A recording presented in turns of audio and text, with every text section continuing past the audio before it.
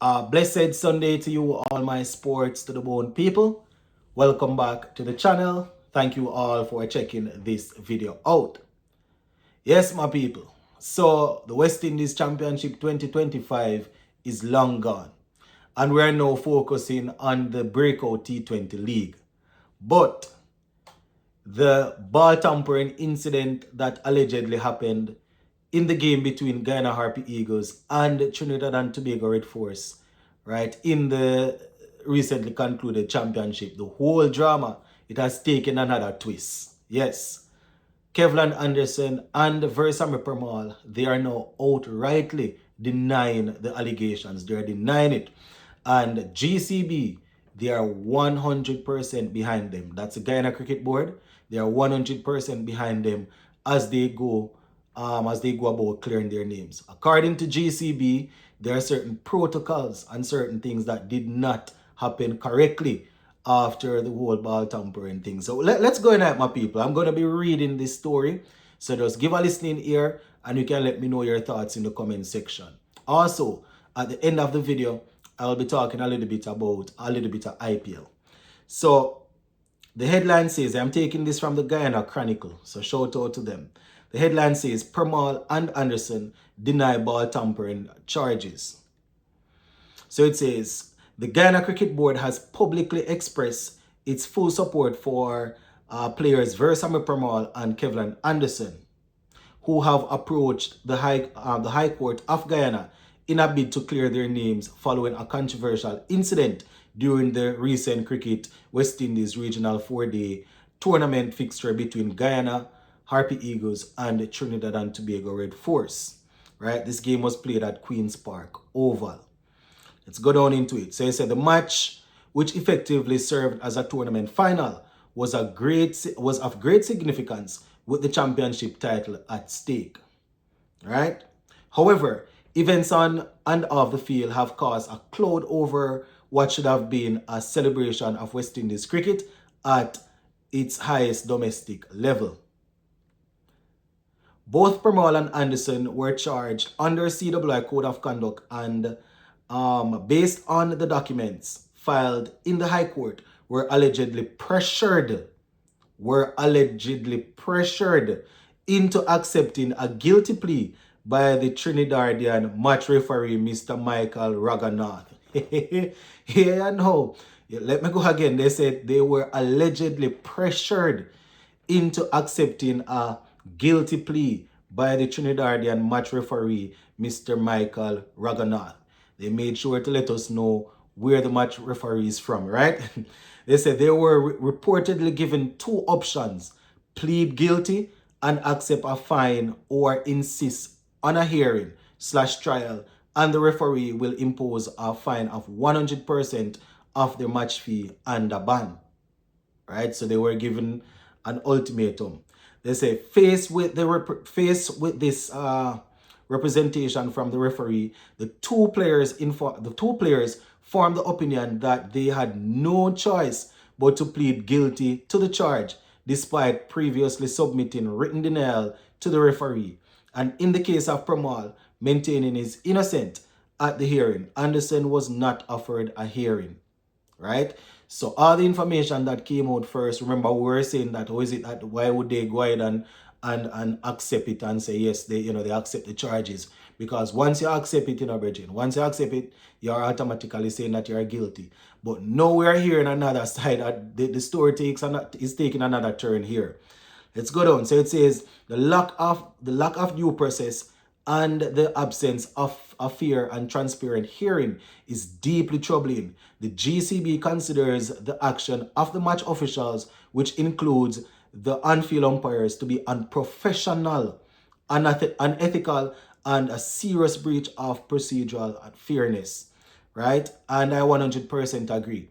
Remember, I was saying that if the players accept it and go and say yes, then that is what they accept it. We just need to move on. But now that we are hearing this part of it, that, the players were pressured to do one particular thing without a fair hearing. Anderson wasn't granted a hearing, is what they were saying. Right? Permaul, based on what they were saying, had, sent in a letter denying the whole thing before he accepted it. So Let me go some more. So it says the Guyana Cricket Board is profoundly disappointed by the handling of this matter in Trinidad and expected a much higher standard of governance, particularly in CWI's premier domestic tournament. In light of these events, both players have taken the bold and commendable step of seeking justice through the High Court, aiming to restore their reputations and ensure such incidents do not reoccur. The GCB stands firmly in support of justice, fair play, and the rights of its players, and will continue to advocate for good governance, transparency, and accountability at all levels of the sport. This application was filed by their attorney at law, right? So let us see. One thing I will say, my people, the longer this thing continues, then the worse it gets for West Indies cricket. We don't want to have something like this being dragged out. But at the end of the day, I am all for getting to the bottom of things. And, we don't want to keep West Indies cricket in this light. But if something happened that shouldn't have happened, I want the correct result to come out. And, we're in a world that there's a lot of technology that they should be able to isolate video clips and look at exactly what happened because they have recordings of the games. Look at exactly what happened. If they can say it happened in over, for example, over number 60. This man did that man did that. Let us see if we can bring up the angles. Look at it from angle 1, angle 2. Try to go all over and try to figure it out. Because at the end of the day, people's reputation is at stake. And not only the players, we're talking about match officials and stuff like and thing, right? Plus, it's a good way to try and get, the correct information, to try and find it. To just brush it aside, we might not get the right thing, right? So if they are going to continue like this, if they are going to go into court with it, I would assume that their lawyer, once they know that the players are innocent based on what the players are saying, the lawyers would try to get the video clips, try to get video clips showing exactly what happened. If the umpire can say yes, the umpire more than likely will have something recorded. So yes, the incident happened at this point, during this over, this was said, whatever was said. Try to get that clip.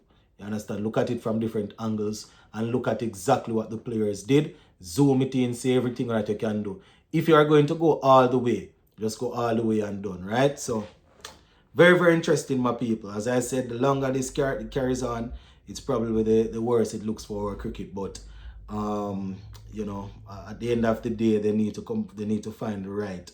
They need to come up with the right result. So, we definitely will see how it goes. But yeah, that is it where that is concerned. Now, Nicholas Pooran's team, the Super Giants, they lost earlier today to the Mumbai Indians. Right, Mumbai Indians scoring 215 for 7. Pooran's team, they got 161. Pooran was once again able to get off to a good start, but unfortunately, he wasn't able to carry on, right? So let me just give you a quick recap. So in that 215 that Mumbai Indians got, Rickleton at the top got 58 from 32. We also saw Sir Kumar Yadav getting 54. Let's just take a look at a little bit of bowling here. Avish Khan got 2 for 42. Yadav got 2 for 40 from 4 overs. I am running through this because I just really want to look at Pooran's innings. As I said, it was a short innings. 27 from 15, 3 sixes and 1 4. Right, 3 sixes and 1 4, striking at 180. Right, so Nicholas Pooran contributing there, but he wasn't able to, get his team across the line. So Mumbai Indians winning that game there by 54 runs. But yeah, that is pretty much it in the Sunday evening here. Big up on yourself. Stay safe. Bless up.